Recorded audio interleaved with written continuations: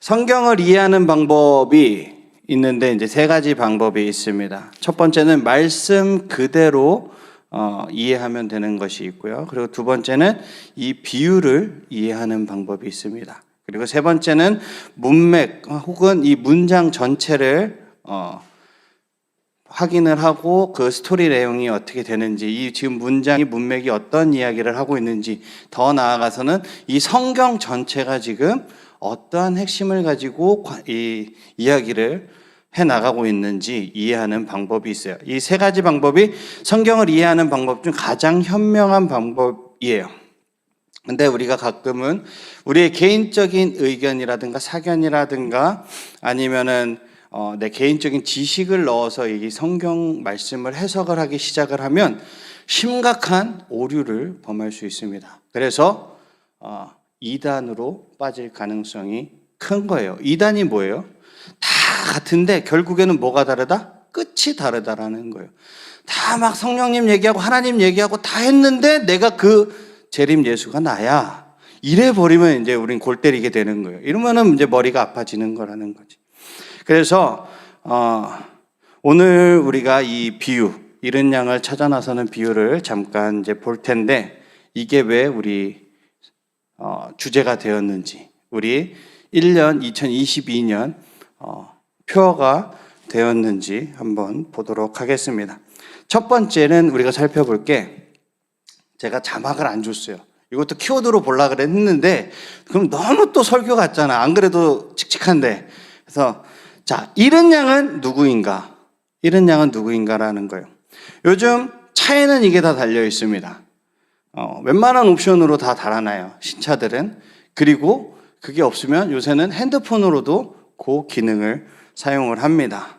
이것은 길을 찾는 물건이에요. 뭘까요? 그렇죠, 내비게이션이에요. 내비게이션 때문에 정말 우리가 길 찾기가 쉬워졌어요. 전도사님이 어렸을 때 우리 아버지랑 이렇게 여행을 가게 되면 이따만한 지도를 아버지가 펴요. 차 타고 가고 있는 중간에 갓길에다 차 세워놓고 지도를 핀 다음에 어디쯤 있나, 이거 팻말 있잖아요. 초록색 팻말을 보고선 찾아가지고선 어느 길로 어떻게 가야 될지를 계속해서 계획을 세워서 갔던 여행했던 기억이 있어요. 그런데 이 내비게이션이 있으면서 정말 길 찾기도 쉬워지고 알려주잖아. 내비게이션 언니, 이모가 알려주기도 하고 형이 또 알려주기도 하고 목소리도 여러 개 있더만. 요새는 뭐 만화 캐릭터 목소리로도 내비게이션을 알려주더만요. 아무튼 이렇게 길 찾기는 쉬워졌는데 중요한 건 우리의 기억력은 점점 쇠퇴해 가고 있다는 거예요. 전도사님 어렸을 때는 전화번호를 수백 개씩 외웠어요. 근데 핸드폰이 생기고 핸드폰에 이름을 저장을 하고 지금 뒷번호 알기도 힘들어요. 그렇지 않아요? 유림이 전화번호 몇 번이야? 아빠 생일 언제야? 확실해? 왜 검증해 볼 수도 없고. 하율아, 아빠 핸드폰 번호 몇 번이야? 아까 찍는 거 봤다, 야. 미안하다. 할머니 핸드폰 번호 몇 번이야? 그거 봐. 이렇게 된다니까요. 이런 것들이 우리가 편리함을 추구하기 위해서 사용하고 있는 이 IT 기기들이 우리가 이런 것들로 인해서 지적 장애를 얻고 있다라는 것을 반증해 주는 거예요. 이게 비단 사회적인 잘못만은 아니고 흔히 우리 신앙생활에도 이제 편리함이라는 것을 추구하게 됩니다. 성경책 들고 온 사람 손 들어봐. 어우, 겁나 멋있어. 할렐루야. 자, 안 들고 온 사람들은 개회 예배가 끝나면 다 엎드려 있어. 핸드폰에 성경 어플이 없는 사람. 이것까지 없으면 나 진짜 속상할 뻔했어. 야, 나 핸드폰에 성경이 있어요. 그러니까 자연스럽게 다들 안 들고 다니려고 그래요, 종이 우리 성경책을. 근데 이런 것 때문에 우리가 점점 경건함이 우리의 삶 가운데 사라지고 신앙생활을 내가 편리한 방법 중에 하나로 골라서 선택해서 할 수 있는 이런 사회가 되어버리고 말았어요. 뭐가 있을까요? 바로 지금도 진행이 되고 있는 저 유튜브 방송, 줌 방송.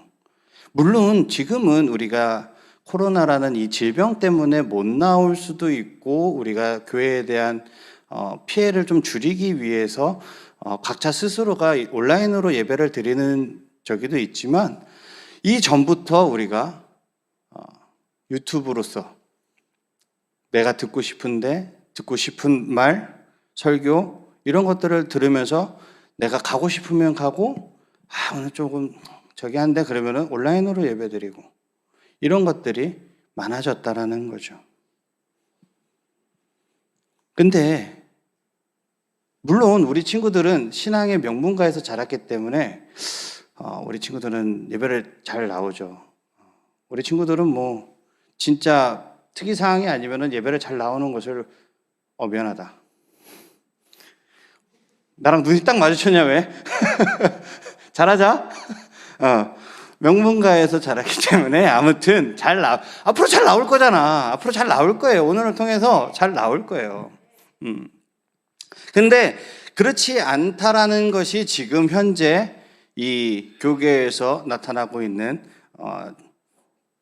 진단이라는 거예요. 진단. 잃어버린 양 하면 무엇이 제일 먼저 떠오릅니까? 교회 잘 나오다가 안 나오는 사람들, 하나님을 안 믿는 사람들. 우리는 잃어버린 양을 흔히 신앙을 떠난 사람들이라고 알고 있어요. 근데 하나님 입장에서 보면 어떻게 보면 우리가 지금 잃은 양일 수도 있다라는 거예요. 종교인이지만 믿음이 없는 신앙. 신앙인이라고 자처하면서도 본이 되지 못하는 사람들. 학교에 가면, 학원에 가면 서로 싸우고 비방하고 욕하고 몰래 나쁜 짓도 좀 하고, 근데 교회에 와서는 안 그런 척. 조용히 앉아있는. 어쩌면 우리들의 자화상일 수도 있다라는 거예요. 물론 우리 친구들은 아니겠죠. 알잖아요. 나한테 이제 신도시에서 지나가다가 숨지 말고 뒤에. 지나가다 걸리면 어떻게 되는지 알고 있잖아요. 물론 우리 친구들 가운데서도 강하고 담대한 믿음으로 진심을 다하는 친구들이 많다라는 거 저는 알고 있어요. 하지만 신앙을 자신의 이익을 위한 하나의 수단으로서 삼거나 혹은 신분 상승의 효과, 내가 하나님 앞에 이렇게 하니까 하나님께서는 좋은 성적을 주시겠지, 좋은 친구들을 내게 보내주시겠지, 엄마가 용돈을 많이 주시겠지, 아니면 내가 좋은 핸드폰이라도 컴퓨터라도 살 수 있겠지? 이런 사람들로 인해서 신앙인들이 옛날에는 LTE급이라 그랬는데 요새는 또 5G잖아요. 5G급, 5G급으로 욕을 먹고 있는 거예요. 세상의 손가락질의 대상이 된다라는 거죠. 그렇다면 주님이 말씀하신 잃어버린 양들이 누구일까? 정말 신앙생활을 하지 않는 사람들일까요? 아니면 종교인이란 허울뿐인 가면을 쓰고 있는 우리들일까? 내비게이션으로 길찾기는 쉬워졌을지언정 우리의 기억력을 세태하는 편리한 기계처럼 성전을 우리의 생활수단으로 교회에 나왔으니 하나님께서 우리에게 이런 것들을 해주셔야지. 내가 하나님 앞에 이 정도 기도했고 이 정도 봉사했고 내가 하나님 앞에 이 정도 했는데 나에게 좋은 대학, 좋은 직장, 좋은 배우자, 내가 하는 일은 다 잘 돼야 되고 잘 되면 다 내 탓이고 잘못되면 다 하나님 탓을 하는 그 사람들. 결국 내가 하나님의 잃어버린 양은 아닌지 오늘 수련회를 통해서 알게 되는 축복이 있기를 축복합니다. 네, 지금 뒤에 강사분들이 오셨는데 이 설교를 듣고 아마 또 설교의 패턴이 바뀔 수도 있을 것 같아요. 준비하신 거 잘 하시면 되고, 아무튼 내가 수련회 첫 시간부터 이렇게 무거운 얘기를 해서 정말 미안하지만 너무나도 중요한 얘기라는 거예요. 만약 내가 길을 잃었다고 오늘 이 생각이 든다면 한 마리의 양을 찾기 위해 오늘도 사방팔방을 돌아다니시는 이 주님께 돌아오는 역사가 있기를 축복합니다. 그리고 주님의 사랑과 축복 속에 거하는 우리 청소년부 친구들이 되시기를 주님의 이름으로 축복합니다. 그리고 두 번째는 사명을 지키자예요. 사명을 지키자. 우리가 성도로서 사명 또는 성전으로서의 사명을 지킬 때 잃은 양을 우리가 찾을 수 있다라는 거예요. 주인이 양을 찾으러 갔으니까 나는 앉아 있어도 되겠지 라고 생각을 한다면 안 된다라는 거죠. 우리의 주인이 누구죠? 하나님이죠. 거룩하신 하나님이 우리의 아버지 되신 게 맞습니까? 그런데 아버지인 주인이 잃어버린 양을 찾으러 나갔는데 종된 우리가, 아들된, 딸된 우리가 가만히 앉아있으면 되냐는 거예요. 돼요, 안 돼요? 안 되죠. 아버지와 함께 굳은 날씨에도 불구하고 오늘 날씨가 참 굳어요. 새벽에 비 왔어? 그런데도 불구하고 잃어버린 양을 함께 찾아 나서야 한다라는 거예요. 하나님의 집인 교회와 이 목자와 성도들이 한마음 한뜻이 돼서 양을 찾아 나서야 된다는 것입니다. 교회가 교회로서의 기능을 잃어버리고 성도들이 하나님께서 주신 그 사명을 잃어버렸을 때 정말 많은 양들을 잃어버리는 결과를 낳게 된다는 거예요. 사랑하는 친구들, 하나님께서 주신 사명을 회복하고 붙드는 시간이 되시기를 축복합니다. 교회는 교회대로, 전도사는 전도사대로, 우리 선생님들은 선생님대로, 우리 학생들은 학생대로 자신들에게 주어진 사명을 감당하며 자신에게 주어진 그 십자가를 감당할 줄 아는 참된 신앙인들이 될 때 우리가 잃어버린 양을 찾을 수 있을 것입니다. 밑에 더 있는데 여기까지는 정리하고, 자, 세 번째는 잃은 양들을 이제 우리가 찾자라는 거예요. 잃은 양들은 어디에 있을까? 멀리 찾을 필요도 없습니다. 내 주변에서 찾으면 돼요. 내 가족, 내 형제자매, 내 친척들을 먼저 찾으시기를 축복합니다. 그들을 멀리하면서, 내 가족들도 멀리하면서 내가 누구를 전도한다고요?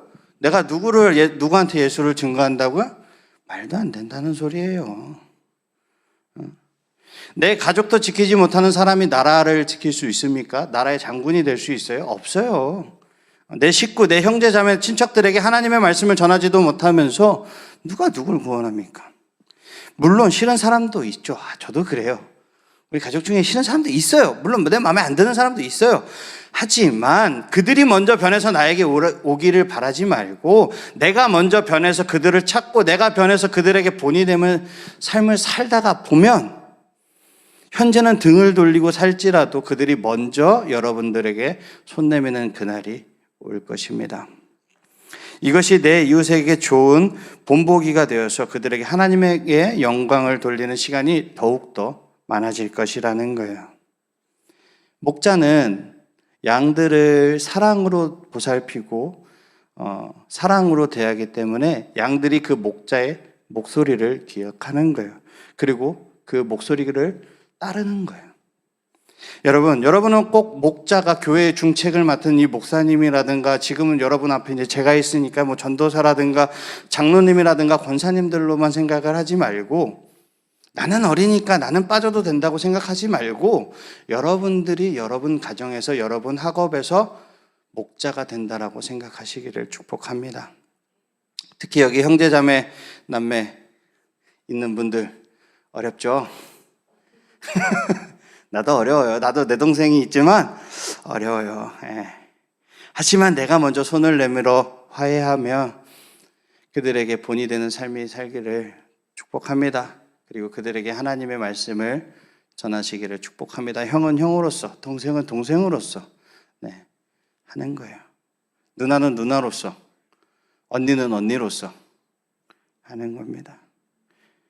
그래서 목자로서의 사명을 감당하는, 그래서 주님의 사랑을 듬뿍 받는 우리 사랑하는 청소년부 친구들이 되시기를 주님의 이름으로 축복합니다. 오늘도 잃어버린 양을 찾기 위해서 눈물로 지내시는 주님만 바라보시기를 축복합니다. 내가 어떻게 해야 할지를 기도해 보세요. 그러면 하나님께서 여러분들에게 대답해 주실 것입니다. 나도 비록 많은 양떼를 가지진 않았지만 목자라는 사실을 기억하라는 거예요. 그래서 한 마리도 잃어버리는 일이 없도록 여러분들 최선을 다하시기를 주님의 이름으로 축복합니다. 내 주변의 양떼를 먼저 돌본다면 하나님께서 더 많은 양들을 여러분들에게 주실 줄 믿습니다. 오늘도 주님의 사랑하심과 성령 충만하심이 이 수련회 가운데, 우리 사랑하는 청소년부 친구들 가운데, 그리고 가정 가운데 함께 하시기를 주님의 이름으로 축복합니다.